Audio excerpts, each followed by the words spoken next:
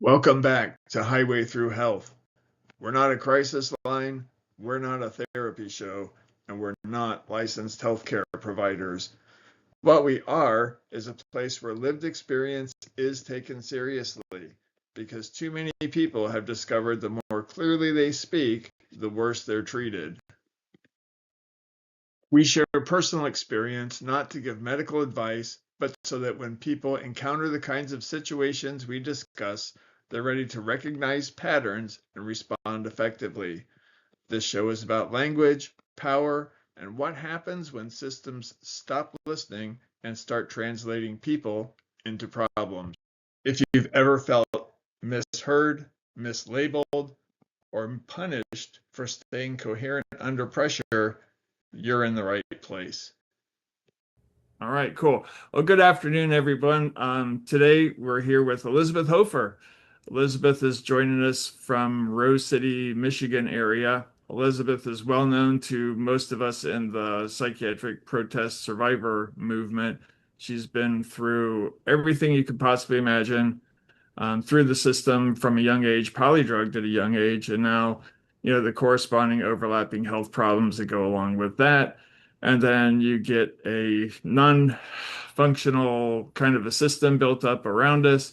And this is exactly the kind of topic that I think we need to have, the kind of discussion that we need to have here. So, what was it, Elizabeth? A few months ago, it seemed like you were having some problems with housing, but that housing got the immediate housing industry problem, which was you thought you were going to get evicted. That went by, which is really good.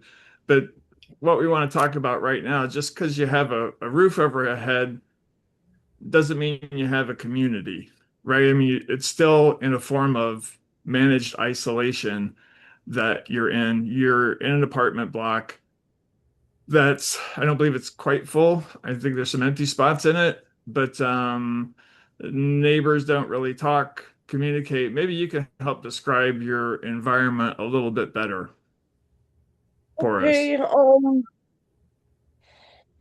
what's going on is that nowadays, people in poverty were getting pushed further and further out of the city centers. So in 2019, I was homeless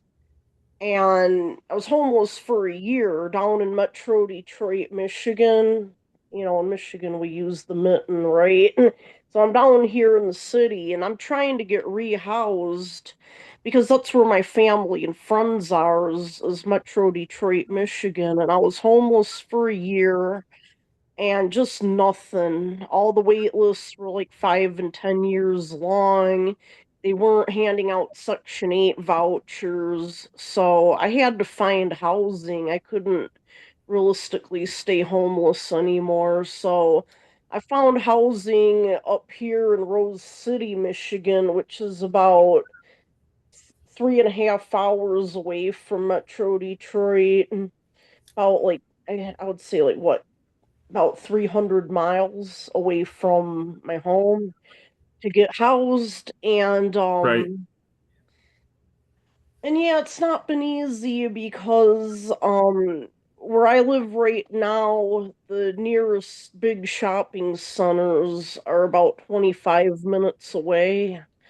There's a Walmart, there's a Meijer in the nearest big town, which is called West Branch, Michigan.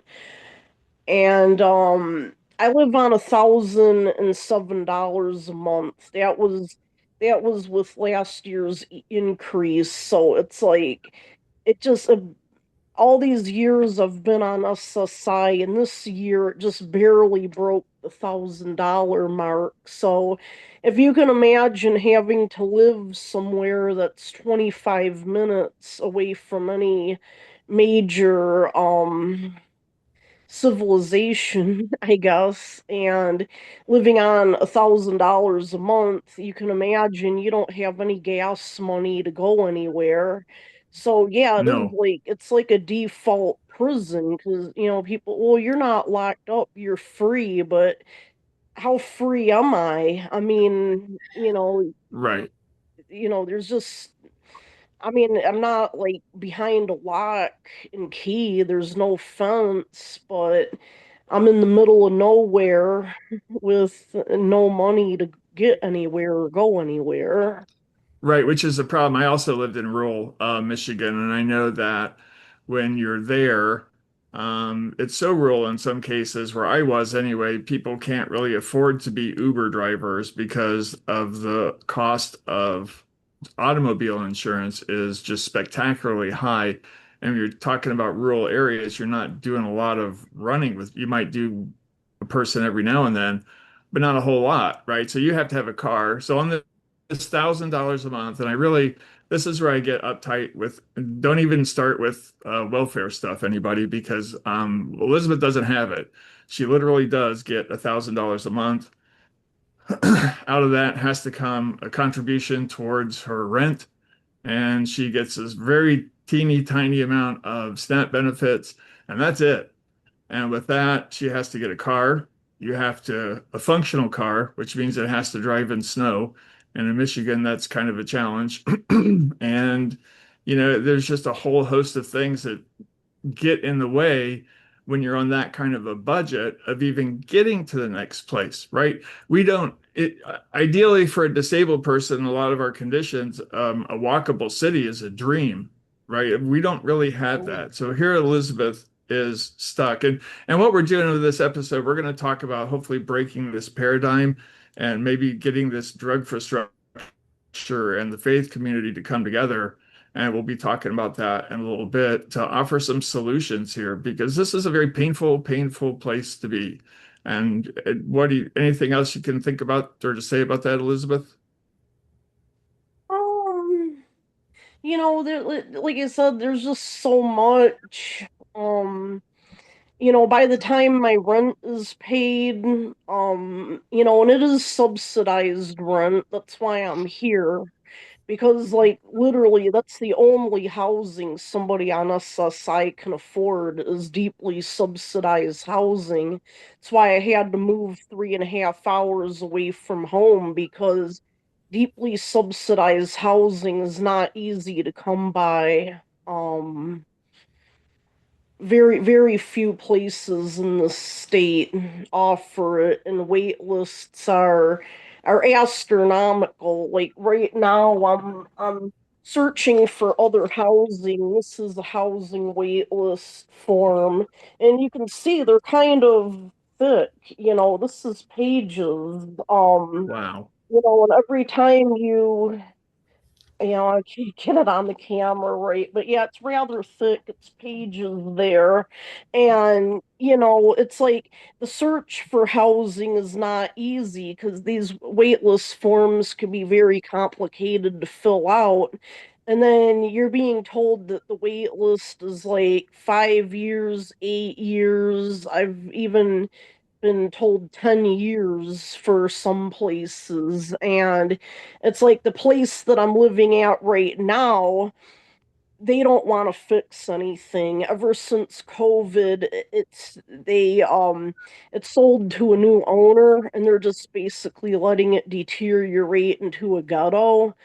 And that's why I almost got evicted because my air conditioner is just not putting out enough cool air to keep the place comfortable in this kind of heat. And Mhm. with my medical conditions and the remaining psych drugs I'm on, I need it. I actually got two doctor's notes from, I mean, there was one of them up here. I guess I lost it, because it didn't make a difference. I actually got one from my psychiatrist talking about the meds that I'm on. I got another from my GP, talking about my medical conditions. I brought that to the management and still just no results, no compassion, no nothing. They point blankly told me that do not ask us to fix anything in your apartment because we are putting zero money, zero investment into these properties. There's two apartments here that have already deteriorated into such a state of disrepair. They're not even renting them out. to people. So I went through that in Baltimore, and I'm going to make a suggestion to you, Elizabeth, and I'm going to really hope that you'll be able to find something along the lines of what I have here, because I uncovered just an enormous amount of fraud. My situation back in Maryland was really quite bad. Um, and I, was reporting to my congressman. I got a hold of investigative reporters. I don't play around. Now I've lost everything, and I was homeless for 2 years in a shelter because they threw me all the way to DC. And it turned out the guy I was living with I had been sold to. He was a researcher for, and I'm autistic. I'm somebody who had dealt with childhood SA when it was filmed, and everything was like real, my life hadn't been easy. I'll put it to you that way. But I was always trying to, I had a full time job for many years. I had to take care of an abusive adoptive parent. She had significant amount of trauma. My whole family life, it was a significant amount of trauma and a lot of impacted trauma. And the medical system really did all of us very, very dirty. She was on so many drugs that made her so sick. And I don't doubt that negatively not only affected her physical health, but her mental health. If I knew then what I knew now, I could have advocated quite differently for the both of us, because then they started polydrugging me because I couldn't work 80-hour weeks all the time anymore. Anyway, I used to own a house. I lost the house thinking I was going to go and live with the guy who I thought was just so wonderful, but turned out to be a researcher and part of this identity theft and trafficking ring. Anyway, what I had uncovered there was a lot of corporate fraud and abuse. I had a situation in an apartment complex. It's not unlike what you're dealing with up in Michigan. And also, I just want to be able to say, and I think maybe the future is going to be looking into co-ops, anything that's not corporate owned. These corporate owned folks only want the tax break. They don't give a damn if you're paying full rent, subsidized. They just don't care. They want the tax break. They want to do and then flip the property. Okay. That's all they're interested in. If you are able to find, like, I love where I'm living now. I love my landlord. He lives in a room right next to me. We've got 2 other roommates here. He owns the house, lives here with us. So it's a cohabitation situation. Now I do pay, cause I only get like 14 and some change per month, and I have to pay $900 for this room. But I'm not, and I do have to put some insurance on it, and that's fine too. But I don't have to pay for my own electricity anymore. I don't have to. There's a lot of things that it can include. I'm on my own totally with food. I don't deal with regular doctors anymore, and I wrote a 10+ page letter to Social Security outlining all the fraud, the extraordinary abuse I dealt with, the fact that nobody was helping me. They kept possibly forcing me into the hospital under perjurious pretenses. So that's a lot, but I just want to suggest that maybe you might be able to find some place like a roommates.com or maybe another group of people that are in a position not unlike yours, so that you might be able to find a way to, share expenses. This is where I'm hoping that all that fraud money that's been found recently, which I'm very grateful I made reports, because it's not a small amount. And all that forced drugging money that they know is a bullshit too, should be going towards allowing us to be independent. Why are these folks taking, giving court orders to put people on these deleterious drugs that cost more than we're actually getting a month to survive? That smacks of eugenics. That is eugenics. So that's a whole nother issue. But if they were to just take that money, reinvest it into the actual community, get all these malls out of the REITs, the REITs, which are real estate investment trusts. We need to promote local ownership and local operatorship, because part of the problem is that they're diffusing any kind of responsibility. Oh, they're raking in your rent payment left and right, but they're not doing any of the things they're contracted to do. And because everything is owned through these shady LLCs and a lot of overseas stuff, and they got one's this the management, one's this, one's that, and they're hard to track down to actually serve them papers, to see them in court. And I saw this in DC too, so it's not just a Maryland or Michigan problem. I think there's variations of it, because these folks go by the loopholes. And that's the problem we have with these corrupt corporate owners. Yeah, I think you got That's that what it pretty is. spot on. I mean, a lot of times, like you said, they're not locally owned, so there's just Yes, no investment that's it. into the community that they're a Correct. part of. A lot of them are out of state. A lot of them don't Yes, even ever see their rental property. that's it. That's exactly it. So yeah, I think you're pretty spot on with that. But I mean, I've considered everything. Okay, I get $1,007 a month. Like I couldn't live in a situation like what you're living in. That would leave me only $100 a month to live on. I mean, I've looked at rooms, I've looked at different things, but I just get so little money that I can't afford it. It's like subsidized apartments or homelessness are like my choices. And those are, I mean, and that's like one of my biggest complaints living on SSI. It's like there's no Yeah. options and choices. Like the poverty dictates everything, it dictates where Yes, you it does. live, how you travel, how you Yes, it interact with does. the community. It just the poverty just dictates everything.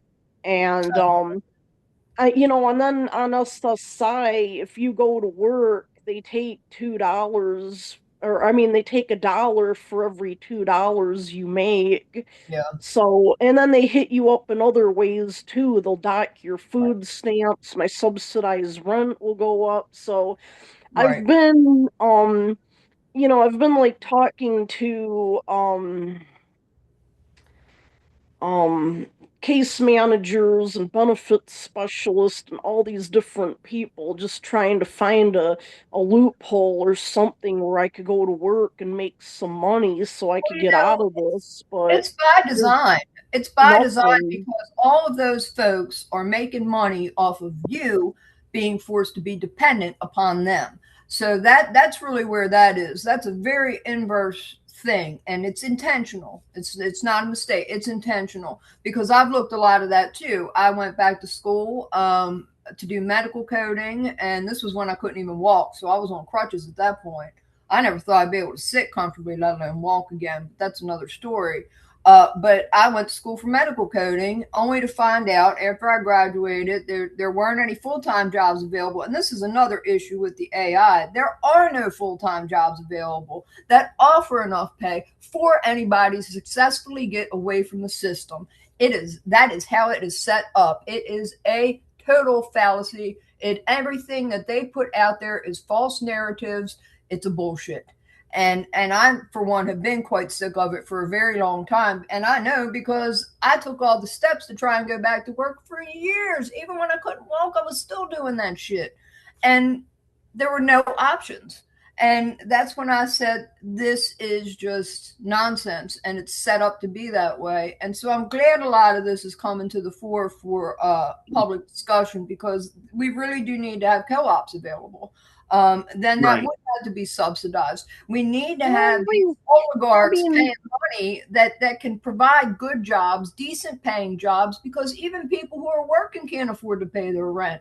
So this is all just scheming and scamming on the part of the people that are in charge of things. that's why like one of my pet peeves or whatever is these homeless encampment sweeps, because Right. I mean, I feel like the homeless encampment, I mean, I feel like that they are solutions, honestly, because like you said, in this economy and people aren't making enough whether they're working or on benefits. We gotta learn to live on less. And I was homeless for a year. I lived in a tent.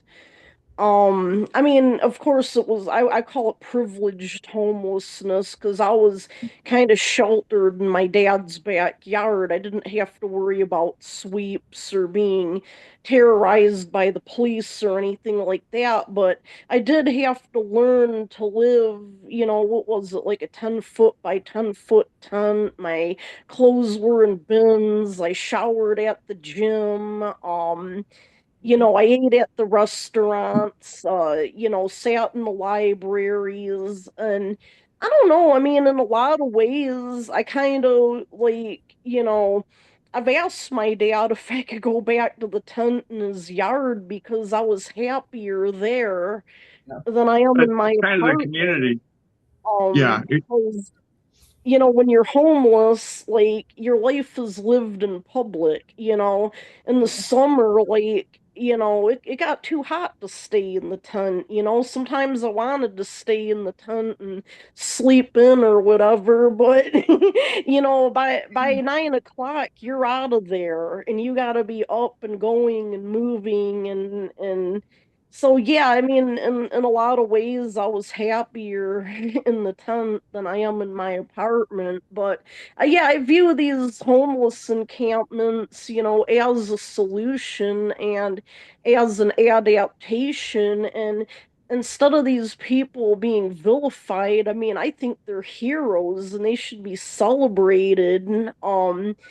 Because like Well, that's kind of like my dream at this moment is to go live in a homeless encampment and yeah, to live simpler. I wouldn't have running water in my home and stuff like that, but I want people around. I want a support system. I want a community. And why are we criminalizing homelessness? Because they see that as a threat that people can not only live but can thrive on so little, that threatens their system, I guess, like trying to just force people into living a way that we can no longer afford or sustain. It And threatens their so false narrative, is what the well, problem yeah, is. and like, and I'm one step away from homelessness. I'm like this close, and what scares me the most about it is not the hardship, like, the physical hardship of homelessness. It's the way that I would be treated if I were to become homeless. Now I'm subject to, being criminalized and sweeps. And I'll tell you, from somebody that's been out there and I've been homeless and I've talked to these people at the bus stops, I've talked to these people at the libraries. Most homeless people have an income. They're either on Yeah, SSI or Social Security disability or retirement, because right now the that's it. fastest growing segment of the homeless is seniors because they're on Social Security. Yep, And it's like most homeless people have an income, but it's not a housing income right. Yeah, right. Except when we without get out to places affordable, like like, Portland and we're spending over $90,000 a head on each homeless person because that's what we're doing is paying for a drug infrastructure and everything that doesn't give you exactly what you're talking about. I mean, when you look at people who are on disability, you're not generally allowed to have a roommate. You're not allowed to pool resources. You're not, I mean, the things you're talking about in a homeless encampment, people are pooling resources. yeah, People are putting things together. I mean, this is the kind of community that you're talking about. You're missing that the infrastructure that we've devised and we're forced to pay extravagant amounts of money for, make sure that you don't have in your life, which is what right. really drives me nuts. Is that you'd be more than happy where you were, but you really need a community to start thriving. And yeah, this kind of gets us about that topic of learned helplessness, because what happens is your nervous system, you get into this permanent flight mode, right? you yes. you think you have to run all the time because the next disaster is right around the corner, and we reinforce that to you on a regular basis. And 80% of the poverty that you're going through right now is imposed by society, the way we treat Yeah, people, the way we value people. And that stuff needs to change. But when you're keeping people in that kind of a flight mode constantly without giving people any kind of a pressure relief valve, yeah. it's painful, right? I mean, it's a very, very emotionally painful way to live. Well, after the trauma of being homeless, it's like this place, I haven't even decorated it or anything. Like my old apartment was beautiful. The landlord let me paint and I mean, it was beautiful. It was painted, it was meticulous, all the art was up on the walls and things like that. But after the trauma of being homeless, I haven't even decorated this place. I mean, Mhm. you can just see like a bare wall behind me. Um, of course, this place is stricter. They wouldn't let me paint. I got like this depressing brown color on my wall, and I hate Mhm. it, and I can't change it. And I know that that sounds like something little and stupid, but I'm No. an artist, and color is important to me. And That's part of the it's, system that keeps devaluing you and keeps you in the spot that you're in, thinking that you're I never going to mean, be able to get out of it. I mean, and I just don't understand. It's paint. It's not like I'm busting holes in the wall or something. I mean, it's something that would make such a big difference for me who lives here that could be easily reversed when I move. I don't right. understand why these rentals won't let you paint, but Well, you've again, been it's there. How something long have you that been? I mean, you probably don't even have any intention on moving if everything was fixed and you could paint and you could start feeling like decorating again, right? But it's kind of like we got an issue to fix that goes beyond housing, and that is how do we restore community? How do we restore agency so you're feeling good about yourself, your decisions, and how are you starting to empower yourself? Because I remember when I was at the height of my sickness, I mean, I was beat up. It was all I could do to get up and do the basic little things every day. And it was exactly there when I started pushing back right there that I started being able to deal with all this pain and all the stuff that was going on with me better. I started feeling emotionally better. I started feeling like I wasn't so much beat up, or I felt like at least, at the end of the day, I did something. And that was so vital to me recovering. And it was so vital to me eventually going on and having that intense spiritual um, Yeah.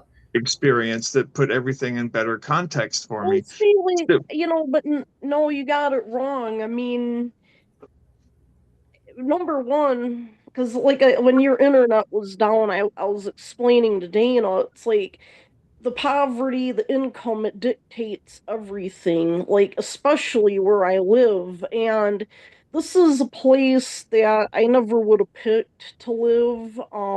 mhm. But after a year of homelessness and the way the wait lists were and stuff, I mean, it was this or continue to be homeless. That was the choices. But yeah, I never would have picked this place to live if I had more Choice. options and choices.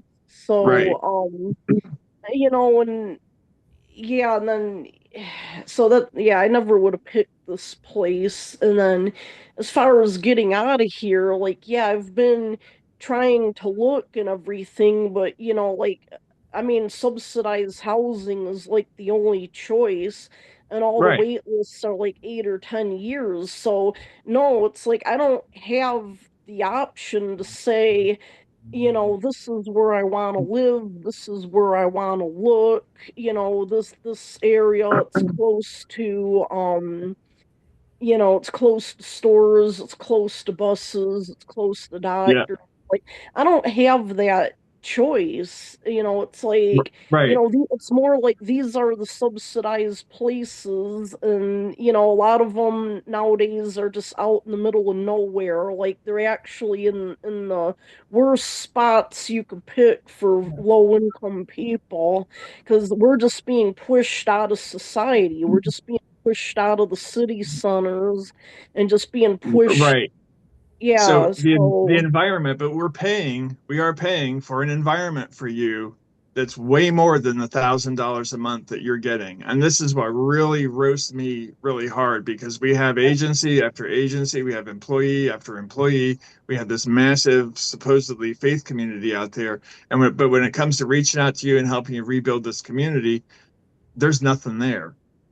And so you are stuck with those choices, and that does make things in the same repetitive kind of hell, right? That you can't get out of. It just seems like it goes around in circles. And well, where's see the what end I of it? don't understand, okay, because I have friends in Australia and they do things differently there. Like in this country, they give you a check that's not enough to live on, and they know it. That's why we have all these, I guess, auxiliary programs. It's like, okay, $1,007 is not enough to live on. So here's a food stamp card.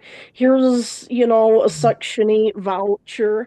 I mean, those things exist because they know they're not giving you enough to live on. But, And it's the why? administrators that make all the money. It's the ones Right. running those programs, and they're the ones who are thieves. They're the ones who are identity thieves, and they're pocketing all kinds of buku bucks while you have to suffer, and they force you to be dependent so they can keep living a lavish Well, lifestyle. and then these agencies are falling apart too. I mean, about, the recent attacks on the SNAP program, Well, that Section was 8, fraud. same thing, and Section 8 is becoming a useless voucher anyway because now a lot of landlords won't take it and things like that. But why Mhm. do we have three agencies, HUD, the DHS, and Social Security? Why do we have three agencies doing the job that one can do? Because in Australia, they just give them a check that's enough money and they buy their own food with it, they pick their own apartment with it, Mhm. and it's like we could solve a lot of this homelessness right now if we just got rid of HUD and we got rid of food stamps and we just cut people a living wage social security check, which, and should be about $4,000 a month. And they should SSI make should be about co-ops. I four mean, thousand there's a Co-ops dollars a are lot of more month. ways to available. release. I have a friend who's in the VA system who's homeless now, and for him to move from one county in Florida to another county in Florida where his mom is, he has to go homeless. So this 4th of July weekend, he's spending the weekend homeless. He's going to be going down from Pinellas County down to Sarasota County, hooking up with another VA person who may take anywhere from a little bit of time to 3 weeks, 4 weeks, whenever they get around to it, the process and the paperwork so he can get into another place. It's not like, okay, here's the money, go get your place set up, go move in calmly and normally. No, it's got to be chaotic. It's got to be brutal. It's got to be, demeaning. And we build all that into a system for some reason or another. And I think it's just the way our society has evolved, to be honest with you. We have just so much deception. People are so, hooked up Yeah. into that, and the supremacism the issues that we have a problem with. But yeah, no, you're right, Elizabeth. I mean, you get to a point and we're invisible to this, and all the messaging is what? Blame the homeless person. Don't blame this big massive infrastructure built up around the homeless person. Don't blame the psych industry. Don't blame the emphasis on drugging. Don't blame the problem that we have is really the removal of any kind of purpose from people's lives, kept in poverty, no money, no purpose, and then you're supposed to sit there and be happy, and it doesn't work. Well, the thing about it is, okay, and you asked me, like, how do I arrive at that figure? Why should a SSI be a minimum of 4,000 a month, right? Well, it's because in my state of Michigan, I don't know if they're doing this in other states, but I'm imagining so. It's like to get a market rate apartment in Michigan, market rate one bedroom apartment, and now, with inflation it's even going higher, but they used to be about 1,300 a month. Now your landlord wants you to make three times that amount of money, so to afford a $1,300 a month market rate apartment you have to make $3,900, before they'll rent to you. Right. So I'm just saying, if the minimum SSI slash Social Security amount was $4,000 a month, and I think it's completely doable if we just shut down the other agencies, shut down food stamps, shut down Section 8, all that administrative cost, all Yeah. that Mhm. paperwork. and this would just be straight, it would be clean. And then, I've told this idea to other friends, and they're like, "Oh, well, what if somebody's not using their money the right way?" Well, we already have framework in place to deal with that too. If somebody's Exactly. not using their money correctly, we got payees and conservators or whatever. So to me, that's a non-issue. We already framework is in place to deal with that. Well, So it's there's a like, lot of profiteering and a lot of fraud with those payees and Mhm. phony conservatorships. And I ought to know oh, because that was the abuse perpetrated upon me. And I yeah, didn't appreciate it. guardianships. Yeah, Yeah, like that's I'm somebody who ran businesses, knew how to run a household, knew how to take care of people, and I didn't really appreciate at all somebody mislabeling me with these psychiatric slurs that they knew were phony, and Right. that's not okay. But if somebody is misusing their money, then guess what? They're going to end up somewhere where they don't want to be. But then there needs to be ample actual help provided for somebody who's say Mhm. dealing with addiction, because what we have now is they're just forcing them to take these deleterious drugs that block their dopamine, and that's cruel and unusual punishment right there. But then that drives them directly back to the same drugs they have been trying to kick, whether that's alcohol, whether it's hard drugs, no matter what it Mhm. might be. And they know this, and it is wrong, and it needs to stop, because that's why these OD deaths have gone up exponentially. It is terrible. I lost Mhm. somebody I love dearly to that, more than one person over the years, to be honest, because that's a lie. What they're doing is a lie. Don't take those drugs. Here, take our drugs. And then everything just spirals and gets worse. So there really needs to be an examination of the entire fraudulent Mhm. structure of the pseudoscience of psychiatry, which is nothing but abuse and social control and looking for ways to blame people for problems that aren't theirs. What it is a system and a society that has set up for people to fail. When they remove the jobs, Mhm. people have trauma. Don't blame it on a phony baloney chemical imbalance, which is a complete lie. Blame it on what it is. You have people who are supposed to be, if they're not paying their taxes, then they're supposed to be creating jobs, and they haven't done that at all. At all. All of that is overseas. How the hell is Right. that fair to those of us? Like my father worked as a steel worker for over 40 years, and right after he had passed, we saw everybody that he worked with, the union took up, went off. Mattel Steel out of India bought Bethlehem Steel, and really Baltimore was a company town. He didn't want to leave where he was living, but had to, because that was where work was. And everything went bye bye. So now the poverty there is so complete and so entrenched. And I know it's like that in Detroit too, because that was all dependent upon auto Mhm. manufacturing. And there's a mhm. lot that Baltimore has in common with Detroit, has in common with Cleveland, has in common with upstate New York. And it is the same fucking thing. It's the same fucking thing.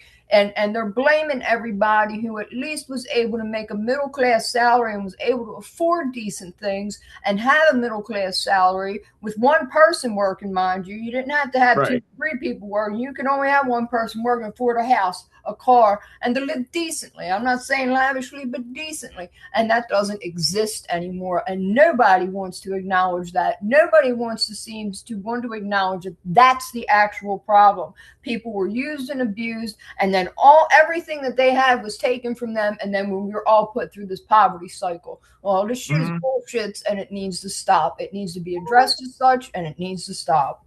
Yeah, I don't like think most because of people that like, receive checks are opposed to doing something to get them. I think, for Right. me personally, if I were in a community, I would go there 3 days a week, 4 days, whatever I could make it there. And if I could contribute in some way, great. And I think the Yeah. vast majority of people would say that's the same thing. Is when Yeah. we start talking about this notion of how do we undo learned helplessness, which is really, what Dana and I had to do was just a massive breakthrough. The pain in our lives was so intense that we had to completely spiritualize our lives in order to get the kind of energy flowing through to break through the effects of these, you know, Yeah. catastrophic illnesses and the disease activity. And so we know that there's different ways to motivate people to get them involved in things and to do things in the community, for the community, with the community. And we're not saying we're just trying to sit here and devise new kinds of welfare programs. We're saying, look, people want to participate. Yeah. We have created a society that has made it impossible for some of these Right. people to participate. This society has made it impossible for Elizabeth to earn a living on her own. So don't anybody go taking that route. This is how can we participate, and how can we get this really oppressive kind of structure off of people, or break it somehow, because we're spending the money. The money that Elizabeth is talking about she gets, so do the people in Portland, who also get that extra $90,000 thrown on top of it from what the state and the city are doing out there. Where is that money going? Yeah. And in this, so don't, we're not talking about, some massive big extra budget thing. What we're saying is that Yeah. there's an infrastructure out there that's far less than optimal. People are suffering in it. It's leaving people in a condition of suffering. It's not alleviating their suffering. And we sit around acting like we can't figure out a way to fix it. All that money that they just recently found in multiple states, and they haven't even gotten to Maryland yet, and I can't wait for that. From all that behavioral health fraud, and they knew it was Mhm. fraud, and it's waste and abuse, and it's in the billions with a B. They could just reapply that into actual communities, talk to people like us who have solid, smart ideas, who want to actually have like co-ops, who want, because you have a co-op and then everything's locally owned, locally operated. People can take care of it. One person can do the HVAC, somebody else can do outside repairs, somebody else can do, gardening. You can have a community garden and have a few different places like that. Makes it very easy, cost effective, Mhm. and then you have everything right there. It's owned and operated locally. That's so important. And that matters. And it's done affordably, and people have skin in the game because they live in it, and it matters. And this can all be very, very easily done at a much more cost effective Mhm. amount. Get the drugs the hell out of there, because that's a huge amount of the fraud right there, and it's creating and causing far more problems. It solves absolutely nothing. And once that money too can then be reapplied into actual health, meaning yoga, meaning classes, meaning things like doing comedy, meaning having outings. I mean, all kinds of things that encourage creativity and foster a sense of community in a very natural way, and in a way that makes sense. It's productive, it gets people out, it brings up natural joy. This kind of Mhm. stuff matters, and these are the things that need to be addressed. And not only that, but your outcomes improve vastly. They Right. vastly improve, and that is for health. That is in every single metric, because the way things are right now, they know that the only thing they're doing is, oh, it's a health crisis. No, motherfuckers, you're causing it. Stop it. Stop lying. Quit lying. Because this is why things don't turn out, because of what you're doing. You're forced drugging people. You're doing eugenics. Cut it out. Mhm. We see you. We see you. Right. Stop it. The problem is when you get victimized a lot, that can start leading to a victim mentality. And we're saying we don't Yeah. want to do that. And I can promise you, I know full well I got 1,187 pages of court records or medical records and a court transcript that shows that I was talking exactly what we've been talking about, is re-empowering people, re-empowering myself. That's what I was doing. And I stumbled across something I didn't know could happen. And, Yeah. it became Stigma City from that day Yes. until pretty much the day I left Michigan. Within the medical community, you can't talk to them anymore. They want to Right. label you as a schizo. They want to call you all kinds of names. Mhm. They want to, embrace you with this drug infrastructure that's really going to kill you. And what That's we're it. saying is cut it out. It's past time Yeah. that we start coming to grips with this system that seems stuck in destruction mode, and Yeah. start channeling that money into decent use, because we are reinforcing victimhood. We're reinforcing learned helplessness. We are shoving tons of money in the pockets of the pharmaceutical companies, and we are using the courts to attack spiritual practices Yeah. that legitimately work to reverse the effects of these things that we talk about. So, Yeah. Well, it's like a lot of my friends say, or even people in my congregation, they're like, well, what's your problem? Your physical needs are met. You got a roof over your head, you got food to eat. But it's like my emotional and my spiritual needs. It's like, yeah, having gas money to get to my place of worship would be nice. So it's like, I don't feel like my problem is spiritual. I mean, being in this situation is, I mean, yeah, spiritually and emotionally it's draining, but I mean, I don't feel like I have a spiritual problem that's keeping me trapped. It's like, just give me a way out and I'm ready to Right. take it. Like, I'm ready to, I'm ready. I want change. I can, And yeah, I mean, I want to do something with my life that's productive. I've talked to people like in Michigan Works and Michigan Rehab Services. And those are the people that are supposed to take a person with a disability and try to match them up with appropriate Yeah. employment.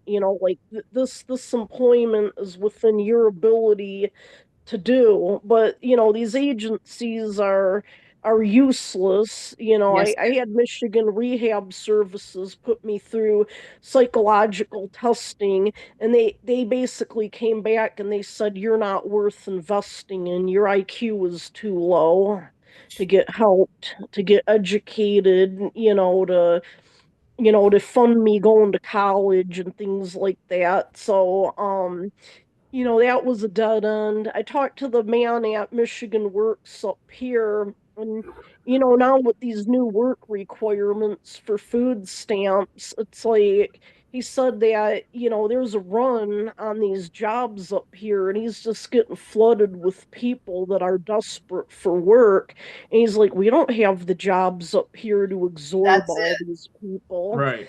They have a So, lot of training and no jobs, by the way. So you probably just Mhm. dodged a bullet with that, because I know what it is to work your ass off for several years, get credentialed, and then say, "Oh, we don't have any jobs for you. This was all just a ha ha, so that I we can just run our think Yeah. with the pockets." rollout of AI and stuff, I mean, That's it. already we're at a point in society where not everybody is going to be able to work. I mean, That's and it. it's not a There laziness you go. problem.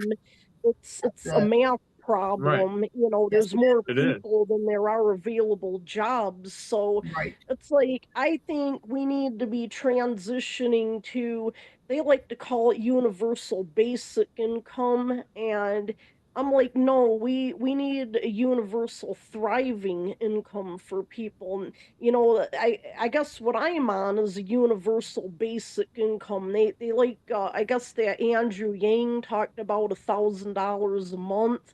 Yeah, that's just enough to be in poverty. Okay, we Yeah. need Well, we need let's a be really clear. You're universal at like half the thriving poverty level. income.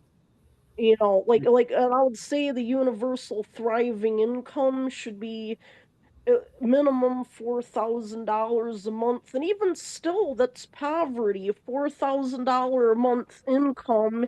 I mean, all that's gonna get you is a one-bedroom place, a car, your basic needs met. You're still not gonna have much, but I mean, that would be a lot better than $1,000 a month, because a $4,000 a month income would let you be able to choose your housing. And I mean, that's all I've ever wanted, since um that's all I've ever wanted my whole adult life, was to be able to choose my housing, even if it's simple, even if it's basic, a Well, trailer or an apartment, but to be able to choose the location, to talk to different landlords, and oh yeah, I like this one, or you know what I mean? Like, I've never been able in my whole adult life to choose my housing.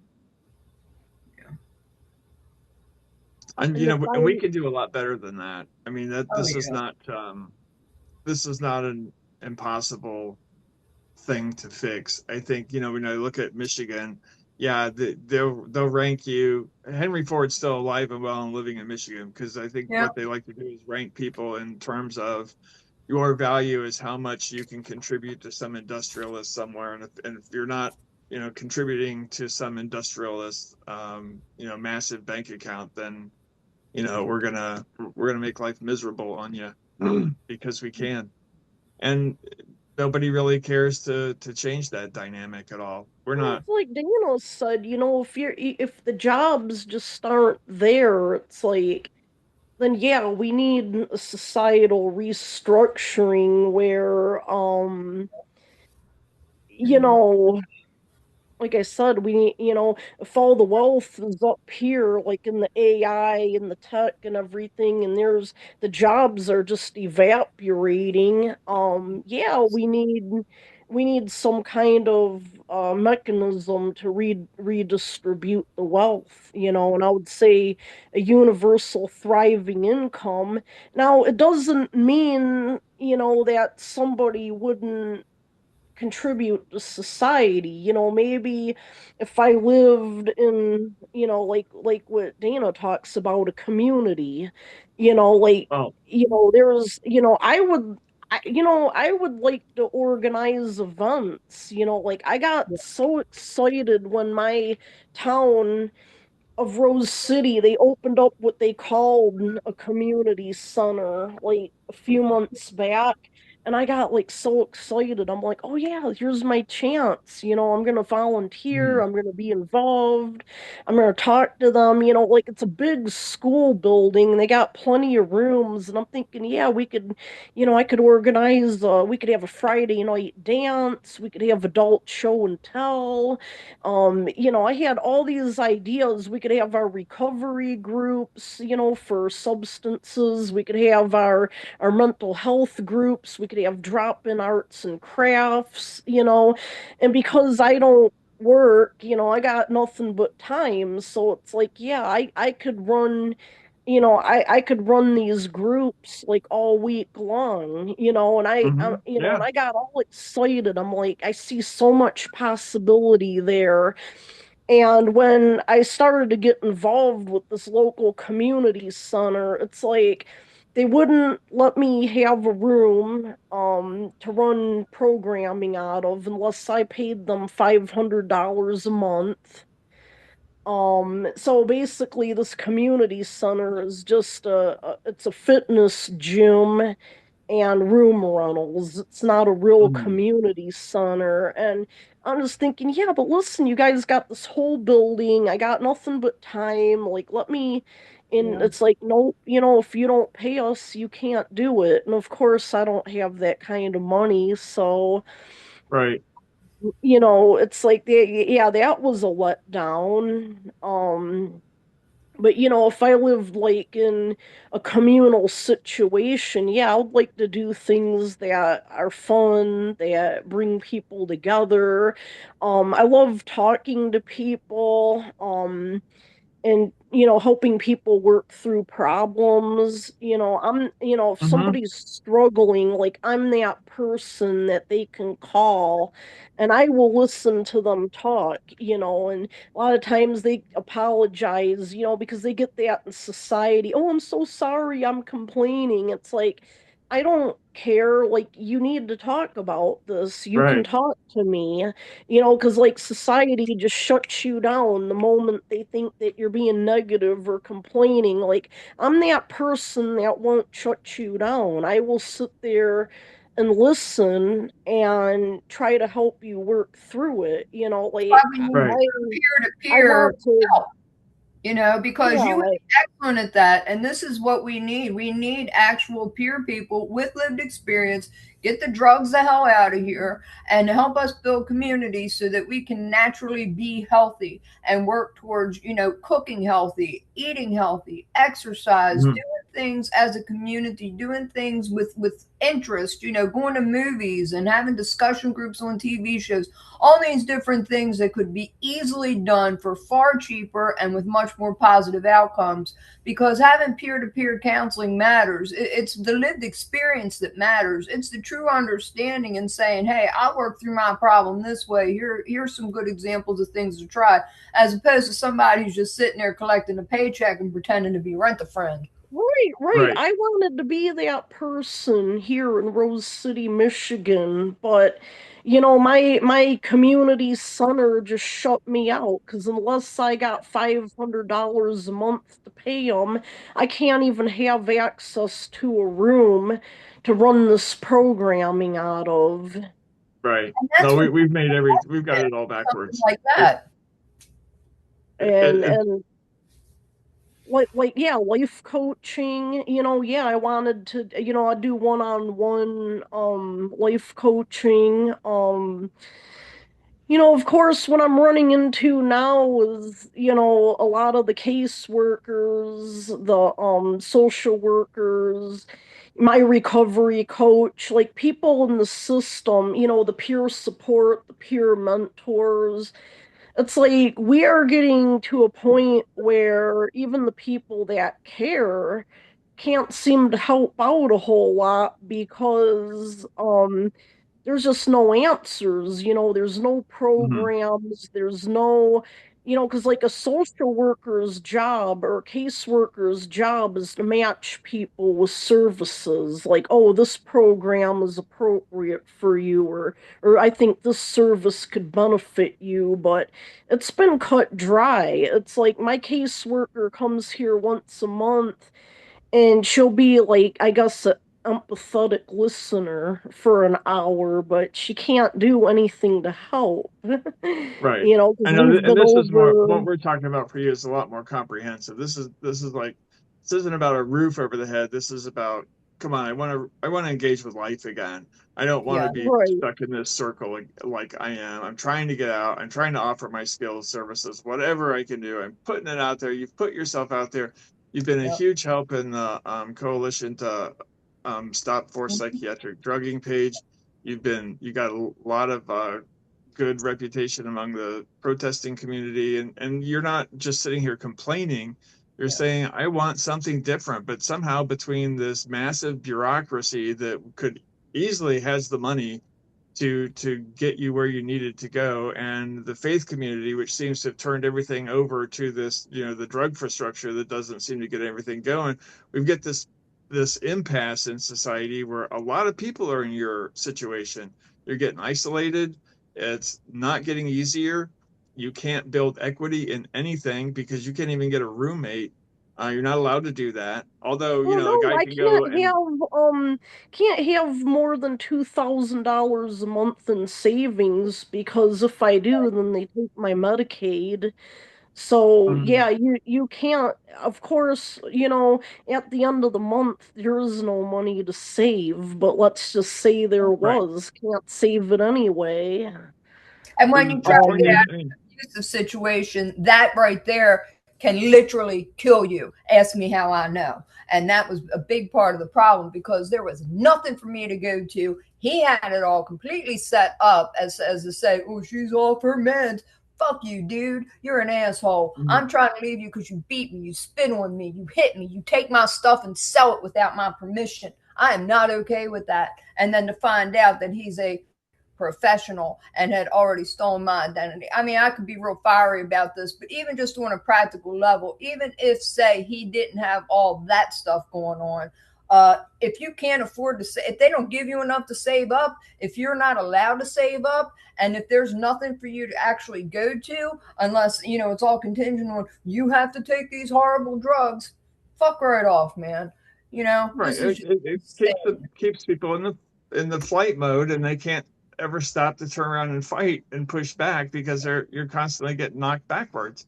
And I think the system is designed to just keep knocking people backwards. I mean, Elizabeth has been really trying hard. I've known her a couple of years now, and I it's been that way since the beginning. Help me find a life. Help me get reintegrated. Help me do something other than keeping me warehoused. And Well, yeah, well, we desperately need universal health care.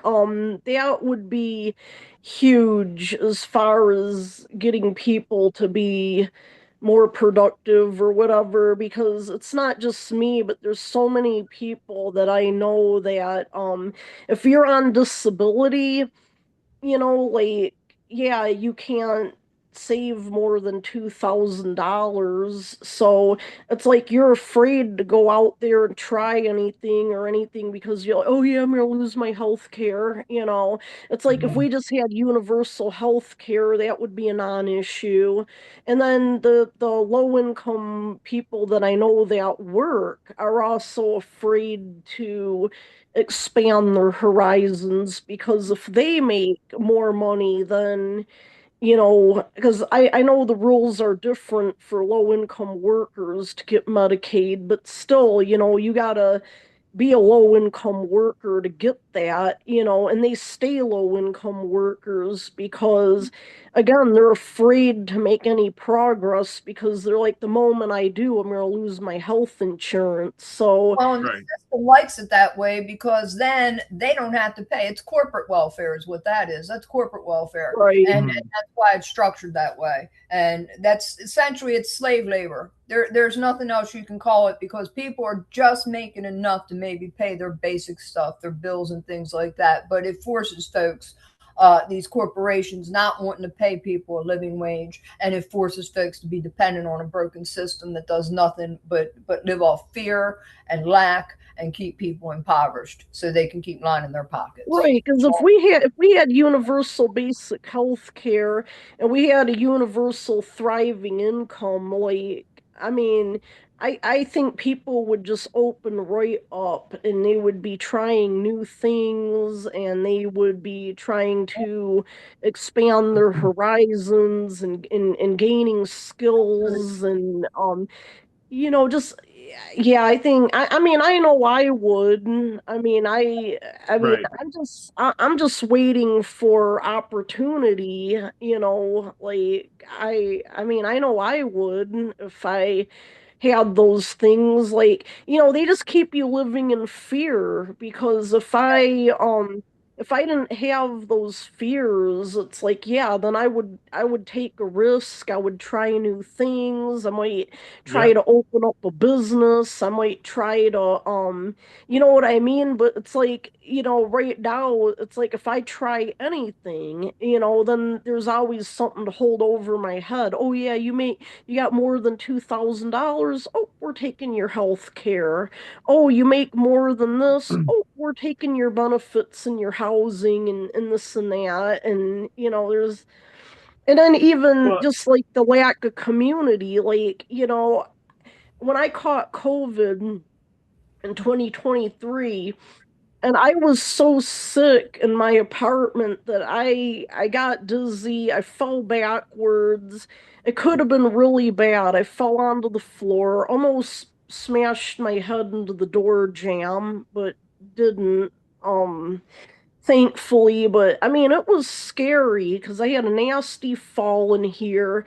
I put it on Facebook. I was crying. I was so sick, and somebody sent an officer to my house, and he said, you need to go to the emergency room now. You need to get treatment. But I was afraid because I have nobody to watch my cats. I'm COVID positive. I'm like, okay, you get me there. How do I get home? I mean, nobody in my right. congregation is going to want to pick me up because I'm COVID positive and I wouldn't expect them to. I'm COVID positive, so Mhm. I didn't end up going, and I regret it because I should have, because I after that I just got so sick and that COVID went down into my lungs. A year I couldn't even catch a breath for a year. I couldn't even walk out to my picnic table and things. And it's like, yeah, could that have been avoided if I just went to that emergency room that night that that officer was here? It's like, I don't know, but they got you living in fear. Like, I'm afraid to get help when I need it because, like, there's nobody here to watch the cats. Right. Well, and for those who don't know, what psych wards will do too, they'll keep you kidnapped. They won't send anybody to take care of your pets. They'll let your pets die. They may Right. drag 600-700 miles away from your house, and then when they're done bilking the Medicare system, they throw you out of the front door, and you're expected to find your own way home, no matter how much that costs you. And if Yep. your cats are dead, your cats are dead. They treat you like absolute garbage, like your Yep. life doesn't matter. It's another reinforcing of you don't matter. That's what they do. Even with the medical hospital up here, the ambulance or the police will get you there, but there's no way home. Right. So I mean, you're afraid to even get necessary medical care, like that night that I had COVID, I Hmm. was afraid. And I probably ended up getting way sicker and suffering way more than I needed to just because I was afraid to go into the emergency room. Right. So it's kind of the same repetitive pattern that we're trying to fight. Dana and I are trying to fight is this, reinforcing that fear factor. Keep that fear alive in people. Don't let them conquer their fears. Don't let them get over things. Don't let them be full and equal partners in society. Let's keep a subclass, and let's keep some reason to justify giving people obscene salaries that they've never really done anything to earn.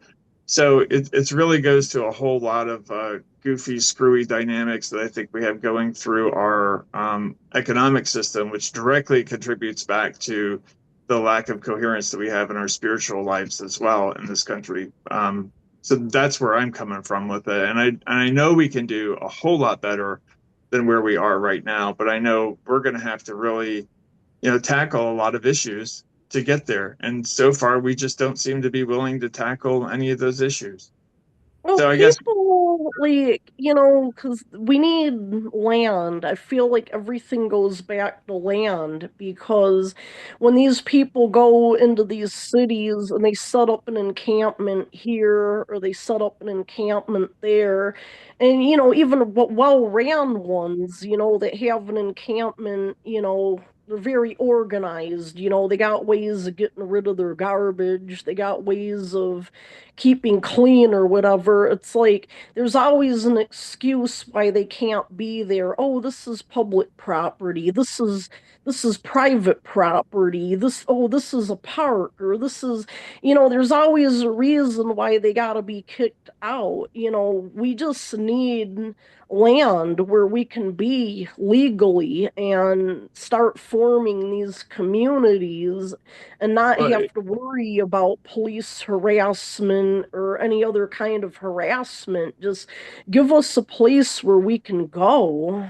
They should if we can, if retrofit we the can't fix the malls. system, I mean, that's pretty much where the direction society is going to go, because if this becomes a necessity, that people do this pooling of resources in some area that's outside of a city because that's the only thing that they can manage to do. The problem with it all is what scares me is it's still, we have to be dependent on a government check. And I think what we have to do is somehow turn this around so this is more of a social thing that society addresses, so we can cut that whole notion of having some czar over that money supply out of the picture. Because generally, what happens, they just start messing with it, meddling with it. And we've seen what we have today, which is probably one of the most corrupt systems, posing as a charity. I think when you start getting into the whole homeless one to the other, we Yep. the people that I was kidnapped with, we could have bought virtually every person in there a house 2 times over with the money that's been spent. I Yep. think we were talking about Jill Custy at one point, figuring she has probably dropped $1 million into the pockets of the psych industry in Michigan and Billings with all the time things that she's done, that they've done to her. And what has it really benefited her in the Well, long run? yeah, and It's I got zero. her topped out. Like, I have no idea what they spent on me, but I was incarcerated for 10 years, and a combination of private hospitals, state hospitals, and group homes. So a 10-year incarceration, and yeah, I don't know the amount of drugs that were force pumped into me. It Mm-hmm. had to be ridiculous, like hundreds of thousands of dollars. Like, You're I, probably pushing a I was million. just I mean, if I It, was just given the money that was spent on that, like I would have been set for life. I mean, right. You Right. would, and that's why I'm saying it's not a money problem. It's more of a how have we structured society, and money's something we trade with. I mean, we do have to make certain things. Obviously, food is a big deal. There's electricity, water, all that stuff. We have to put money and effort into keeping that stuff going. But we can do that. We can do that relatively inexpensively. We just don't want to. So I guess what I'm saying is we're trying to bend this system into something new. We're really appealing to the drug infrastructure that's out there, and the faith communities that are out there to help us solve this problem.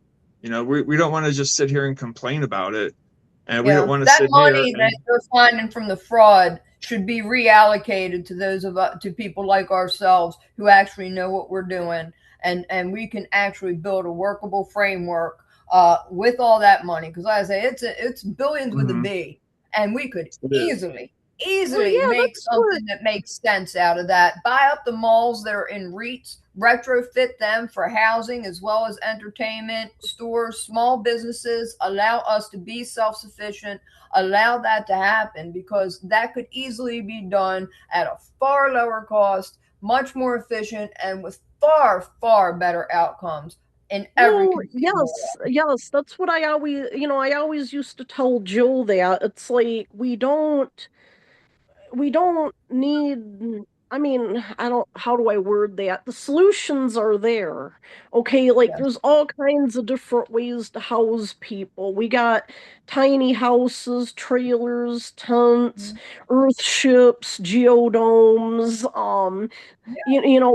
sandbag houses, mud houses, wigwams, teepees. I mean, all kinds of ways to house people. What's holding up the show is the government regulations. It's the government holding up the show because if we just had land where we could go and migrate to and know that, if we live here, we're not going to be evicted, we're not going to be terrorized, we're not going to be swept. The solutions would be happening right now, and they would be happening fast because Yeah. the people want these solutions, and I just, like the government, they wouldn't be able to do these sweeps and they wouldn't be able to terrorize people if the police didn't go along with it. And I don't know why the police and the military just always Well, blindly, just do what they're told because like I mean, if I was a police officer and the city told me to go in and terrorize this tent community, I mean, there's such a thing as no. I signed up to serve and protect. I signed up to deal with, real criminals, rapists and The murderers. Like, ones I that didn't do sign sneak out up kind of get shot. well, for this, that's a bigger issue that we can tackle here. I think Yeah. the whole thing is, we got a system that has plenty of money in it. That money is getting taken. It's not getting distributed. It's not getting to the people Yeah. that need it. It's getting to the people who don't need it. It's getting to people who keep taking from it. And so if we can stop that, I don't think we'll go that far. But what you're talking about really is it's the point of what's the next thing for people, right? From what you're seeing is if it keeps going like this, why don't we just go get in groups? Because we have to pool our resources because we can't make it. It's, right. there's not Well, enough and I just think there. even, because like what I'm figuring out lately is usually what's environmentally sustainable is also economically sustainable, and vice versa. What's economically Mhm. sustainable is also environmentally sustainable. So when you look at things from an economic standpoint and I use the word global warming. I do not use climate change because, yeah, it is global warming. The planet is warming because of the emissions. That's why we're getting all these extreme heat waves and all this weird weather and all these fires. That's already scientifically been proven. Winters are getting colder here in Michigan for some reason, but I guess they got ways that they could tie that into global warming. So I'd say, yeah, the climate is changing in certain areas, but the driver behind that is global warming. So we do need to start figuring out ways to reduce our emissions, to live on less, because our life-sustaining biosphere on this planet depends on it. So we Mhm. have habitat for wildlife, so we have natural spaces. I believe the modern American, even like the modern American middle class life, it's unsustainable. So, yeah, people, for to preserve our environment, people need to live on less, but also the modern American middle class life is also economically unsustainable. That's why people's homes are falling apart, because these homes were built in a prosperous era, and now things are changing. People don't even have the money to maintain what they built. And there's even videos about suburban infrastructure, how that's unsustainable economically. Well, it's Yeah. also We're unsustainable environmentally. So, and I would just say from an economic standpoint and an environmental standpoint, people need to start learning how to live on less, and learning how to consume less and drive less and live in smaller spaces. And but right. to do that in community. My concern is right now is in the now time and getting this system that we have right now that's just perpetuating brokenness kind of sorted out. We're 15 minutes over, so let's kind of, if everybody's got any last minute things we want to talk about, let's kind of wrap it up, and let's keep focused on getting this system to change, because we know the money's in there. We know that people are hurting. We know there's a lot of things that are not being addressed, and we want to see it ended. We want to see some very serious discussions start to take place. We want to see some offers of community come into Elizabeth's life, and I think we expect a whole lot more out of the money that we've been given to people who claim to be experts in this arena. So they need to start demonstrating their expertise, or maybe they need to get completely out of the system altogether. I don't know. That's where I'm at Well, on that I whole like topic. Jill's quote. She says we heal in community, and I definitely, like, I'm a big proponent of supportive housing. Because, yeah, housing isn't just enough. I mean, housing isn't enough. People need to have wraparound supports. They need to have emotional supports. They need to have spiritual support. They need to have physical supports. Who watches the cats when you're in the hospital? Um, Right. Well, that's you the know, community that we're trying to restore. And where is it? We're right, asking, where is it? So, all you people right. that are in the industry, all these people in the faith community, where are you? Where are you? Because we don't see this happening, and it's not a minor thing. It's a big problem. We Yeah. have too many people suffering, and it's unnecessary. Yeah, well, thank you for inviting me on today. I appreciate it. Well, thank you for your time, Elizabeth. We're Pleasure. going to stay in contact with you, and if there's anything that we can do, we'll do what we can. Obviously, we're limited in what we can do, but we're a big fan of yours. We're hoping to see positive changes come in your life. We know you deserve it, and we know it's overdue. And we're sorry you've been through everything you've been through, and we'll do what we can to help. Yep. Well, thank you. I appreciate it. All right. Well, y'all have a good afternoon, evening then, and we'll talk again soon. Oh, Y'all, God Dana. bless. Happy 4th. Um, Thanks a hey, lot. Dana. Yeah, happy 4th. Oh, I just want to say, like, I'd definitely like to talk to you more at some point, Dana. I don't think we're friends on Facebook, though. We are. I think we are. We maybe just don't see one another's posts that often. I see yours every once in a while, but I am usually real active in the like creative communities. So I'm usually writing. I'm active in the comedy community, the musical community, all the stuff that I was doing prior to my seizures and the pandemic happening. Because I used to write for a Like I magazine. said, I definitely I mean, would you be conducive to that? Because I'd love to talk to you and hear like a little bit more of your story, or at Yeah, some for point sure. in time. Yeah, for sure.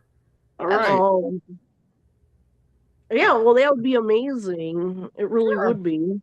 Yeah. Good deal. Pleasure. All right. Thanks a lot. I have to go. I'm gonna get All running. right. So Same here. we'll see you next week, Dana, and we'll be seeing you again soon, Elizabeth. Thanks again. God All bless right, Bye-bye. well, have a good everyone. evening.